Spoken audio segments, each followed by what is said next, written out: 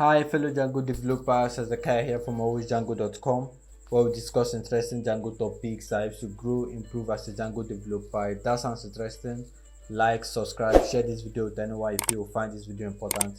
Let's get into it. So before we continue, I don't know whether my voice is sounding cracky.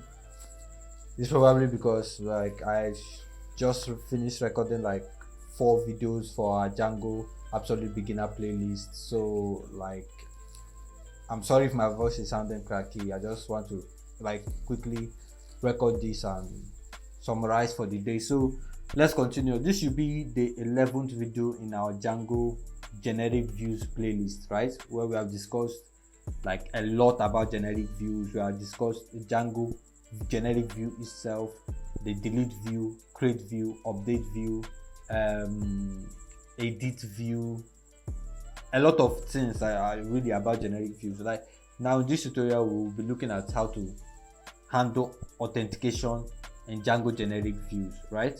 So if we go back to our code, this is what we had, right?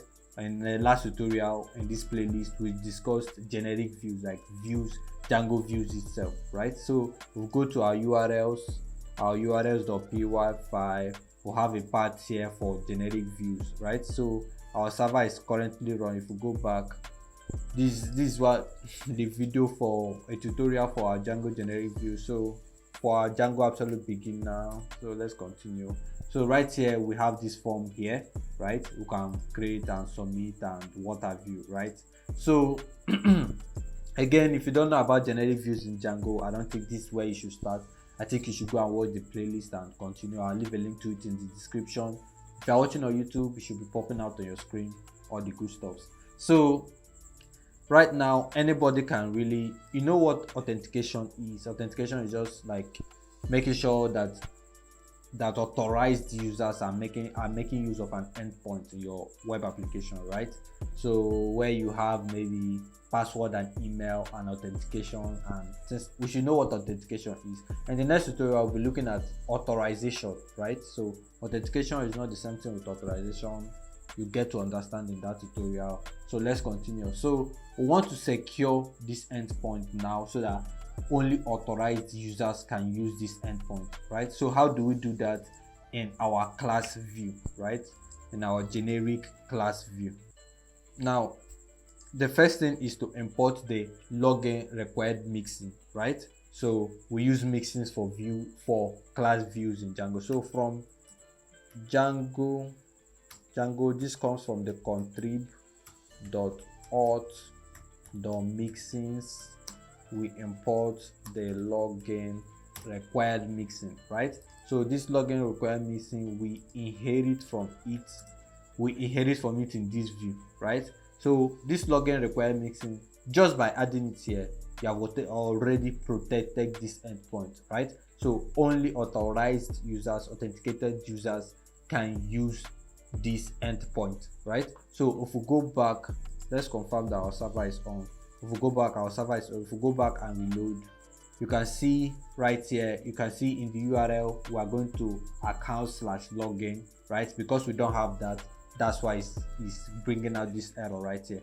So but if we go to the Django admin panel, we'll be asked to log in. Let me reduce the size of this. So we'll be asked to log in the Django admin panel. So let's create a super user, right? If we create a super user, we log in. Then after logging in, we try to access that endpoint to verify that we are authenticated and that we can access it while authenticated, right? So let me open another terminal right here and say python manage.py create super user.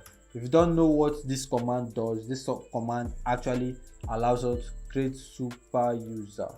See, this command actually allows us to create a super user for our application, right? If you don't know what super users are like charged users, like hybrid users that allowed to make that allowed admin permission for our application, right? So if we create this user, then we log in right here. After logging in, we will now be authenticated. We will now try to access that endpoint and see if it allows us, right? So let's create a super user. It said username right here. Let me use admin, right?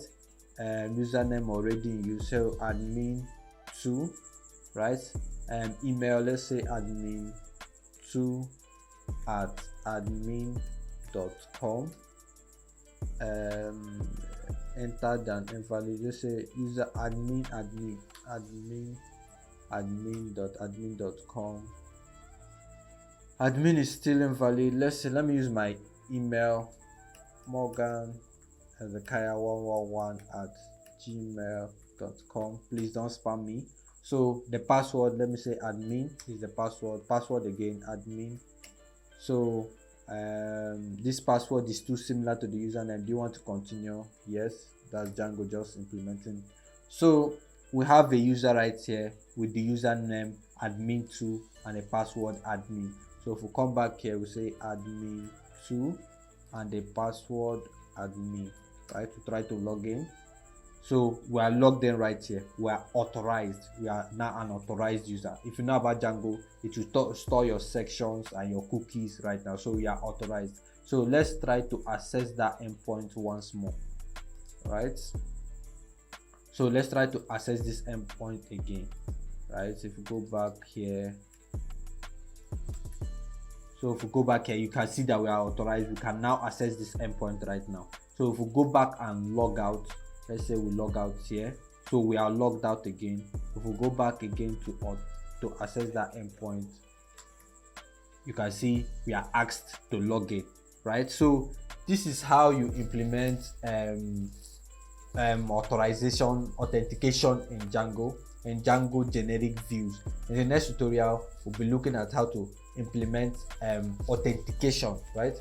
Authentication is not the same with authorization. Again, in the next tutorial, you get to find out. Just subscribe, turn on the notification, allow the notification bell so that you get notified when we release the video. That's it for me, guys. Take care of yourself. Peace.